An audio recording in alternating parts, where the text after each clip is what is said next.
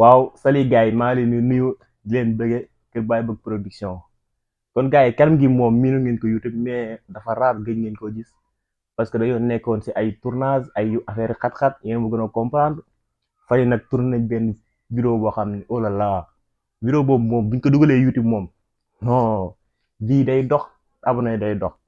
mais gars yi ma leen ñaan ngeen partager di abonné di like yi gars yi Kër Baye Bëgg ñëw moo ngi ñëw billaay wallaay taalaay Kër Baye Bëgg ku ko yaakaaroon day suux wala day daanu ndax nga sa bopp parce que tey jii ñoo ngi si ay produits yi garaaw ay acteurs yi garaaw ay caméra yi garaaw billaay wallaay taalaay gars yi abonné leen di partager di like Kër Baye Bëgg production mais gars yi xam nga ni moom Sénégal suba la war a fubal match bi passé nag góorgóorlu nañ car macha Lions yi gagné nañ indi nañ ko mais bii paa nag ngir yàlla war a sori sëriñ yi nañ teel a arrêté ndax sëriñ yi dañoo mën a fen sëriñ bii day ñëw naan Sénégal léegi te dara du si am nag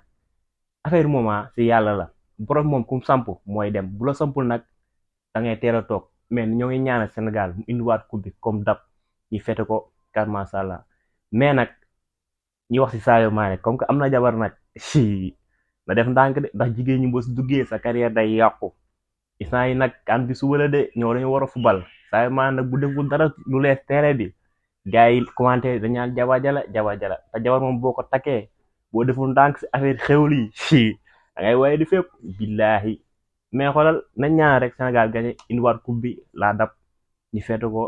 mais Sadio Mané nag dem nga bàyyi ma fii parce que maa yow ñoo fondoo ñoo màggandoo ñoo yorondoo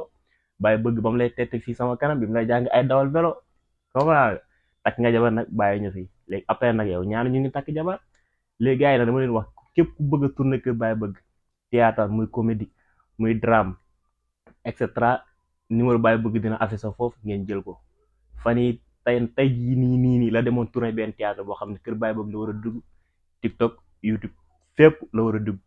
képp ku bëgg nag tourné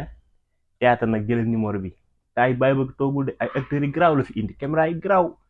scénario yoo xam ne bëgg day tëdd ba guddi jub naan am Abdou lii la ñuy lii mais gars yi nag xoolal au début nag laa leen ko képp ku bëgg a tourné ñëwal boo bàyyee ba dem sa biir rek boo ñëwee pour bëgg a tourné boobaa kasin bi day metti yow wasalaamaaleykum wa rahmatulah